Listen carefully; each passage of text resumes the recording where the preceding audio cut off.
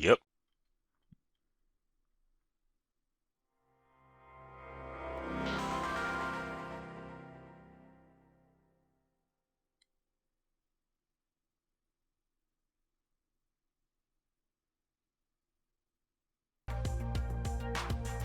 Cobalt, Oxeye Studios, and I think the first game published by Mojang. Hey, it's Aaron from GameEnthus.com, and this is my unfinished review of Cobalt. So Cobalt is an action platformer, a lot of story in the game.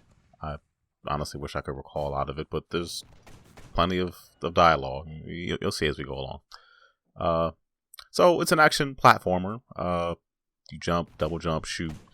The auto aim is kind of interesting. You can only auto aim once things are close to you. And one of the big features of the game is the roll and the slowdown mechanic as projectiles get close to you. You're able to roll into them and you can deflect them back. Anything except your feet. They hit your feet, then you blow up and die. But you have the melee range and things you can throw.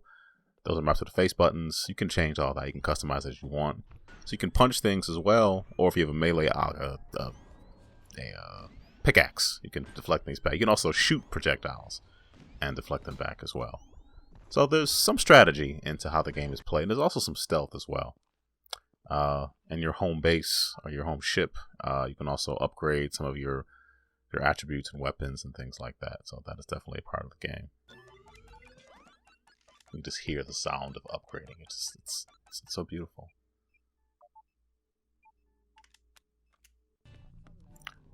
So, you move around from chapter to chapter on a somewhat interesting map screen. And as I mentioned stealth earlier, there's a ton of alarm systems and all types of surveillance stuff out there to try to find where you are and kill you. The game is interesting.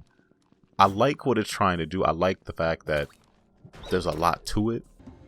My issues with it really begin with graphically.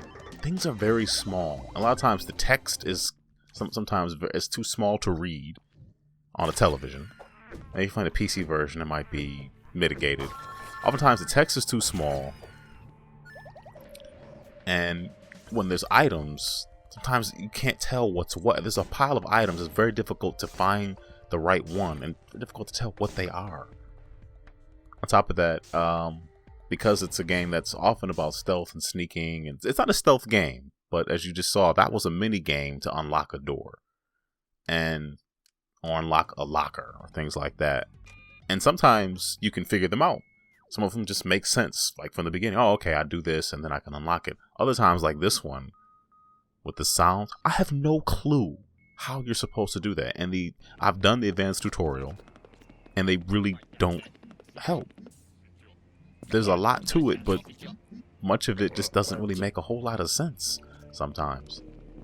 And then there's a frustration of feeling like there's inconsistency with how your abilities work. Like sometimes you can kind of spin around and shoot an enemy, other times you can't.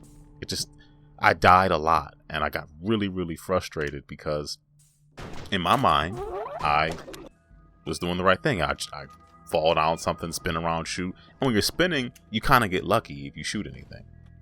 And as the aforementioned small text, and then there's dialogue options. I mean, it's nice that it's there, but the story wasn't really that engrossing. It is there if you want to get into it, but I was more focused on trying to understand how the combat worked, and just never really got a good grasp on that. Like, I'll be able to roll and deflect things sometimes, and when enemies are shooting bullets at you, you can deflect those, but then you can't deflect all of their projectiles. Like if they threw a grenade at you, that might still just blow you up. But when it's coming at you, you can't always tell which one it is. So, as far that's the story, but there's also a fully fleshed out multiplayer as well. I think it's local, but I believe it's online as well. If it's not, I will clear that up certainly. The multiplayer was pretty fun. It sort of reminded me a little bit of a Towerfall. Not quite as fun, but it's there. I don't know if anybody's been playing it online though, assuming it is. And then there's a bunch of challenges you can do, which the challenges, I don't know, they racing and shooting and things like that. I don't know, Cobalt, it's cool when it works, but then a lot of times it just doesn't. Like, the roll doesn't work. And then I saw screens of me dying and cheeky and would-be funny descriptions of how I died. It just, I don't know. I appreciate the effort they put into it, but I ultimately felt like it just, the rules that were laid out just aren't consistent enough.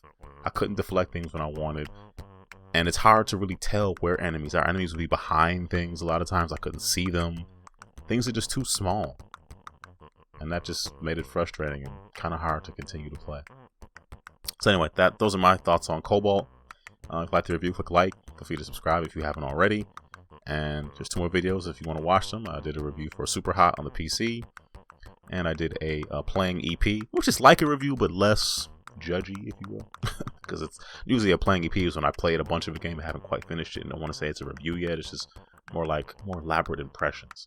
But I certainly did enjoy Klaus on the PS4. It's also available on the PC as well. So, oh, Super Hot, Klaus, good games. Cobalt,